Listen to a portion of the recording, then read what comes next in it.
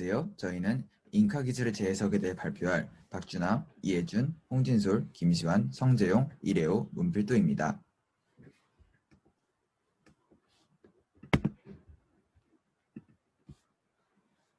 다음은 목차이고요. 여기 나와 있는 그림의 경우 잉카 제국의 해시계입니다. 이 그림을 보시면 해시계에 대해서 더 자세히 보실 수 있는데, 이 해시계는 인투이타나 스톤이라고 불리는데, 인티는 태양이란 뜻이고 와타나는 기둥이란 뜻으로 도시의 가장 높은 곳에 위치해 있었습니다. 태양에 의해 발생하는 돌 기둥의 그림자를 이용해 시간을 알 수 있었으며, 동짓달, 즉 1년 중 가장 낮의 길이가 짧은 날에 이 인티와타나의 그림자가 보이지 않도록 설계해두고, 그 이후 정오에 뜬 해가 떴을 때 보이는 그림자의 길이를 통해 계절과 때를 구분한 것입니다. 이는 정확한 시간을 알려주는 용도보다는 계절이 어느 때인지 알려주는 그러한 용도로 더 많이 사용되었는데, 이를 바탕으로 계절을 측정하고 농사를 지었던 것입니다.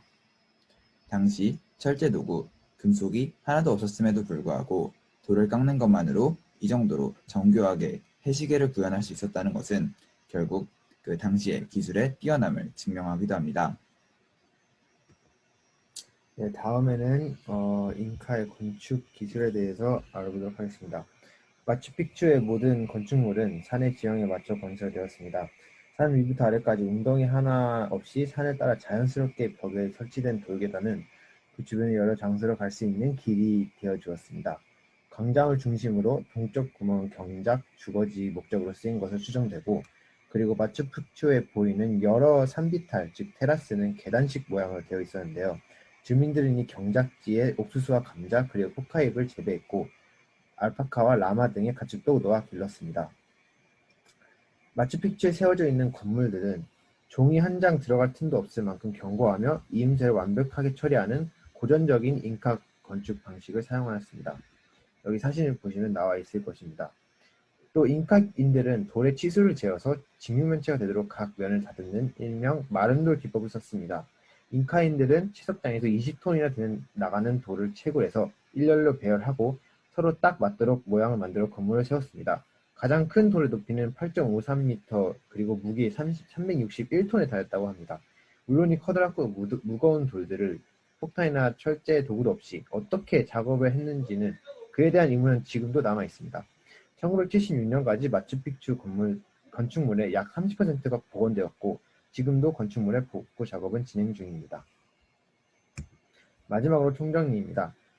1983년 유네스코 세계문화유산으로 지정된 마추픽추는 페루에서 경제적으로도 가장 중요한 관광 명소 중 하나로 지금도 전 세계의 관광객들을 불러모으고 있습니다.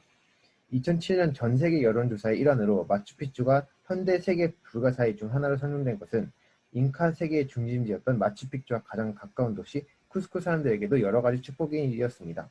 마추픽추는 페루에게 극과적 자부심의 원천이자 귀중한 관광 명소 중 하나입니다. 하지만 국제적인 관심 또한 증가하면서 지난 시간 동안 세계가 몰랐던 이 도시를 보호해야 할 필요성이 대두되고 있습니다. 이렇게 마추픽추에 대해서 그 건축물과 기술에 대해서 소개했는데요. 이번 영상은 이렇게 마치도록 하겠습니다. 앞으로 마추픽추가 역사적인 의의에서도, 그리고 스페인 문화권에 관해서도, 중남미 문화권에 관해서도 굉장히 큰 그런 의미가 된 역사 건축물이 되었기를 바랍니다. 감사합니다.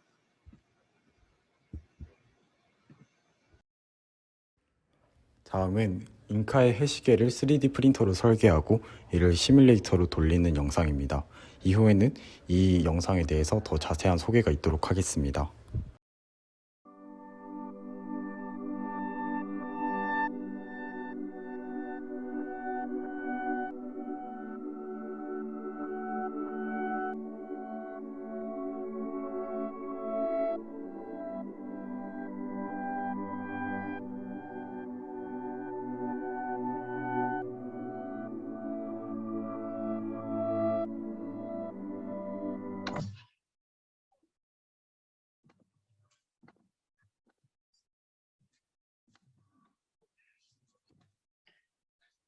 그러면 해시가 현실에서 어떻게 작동할지에 대해서 시뮬레이션을 해보도록 하겠습니다.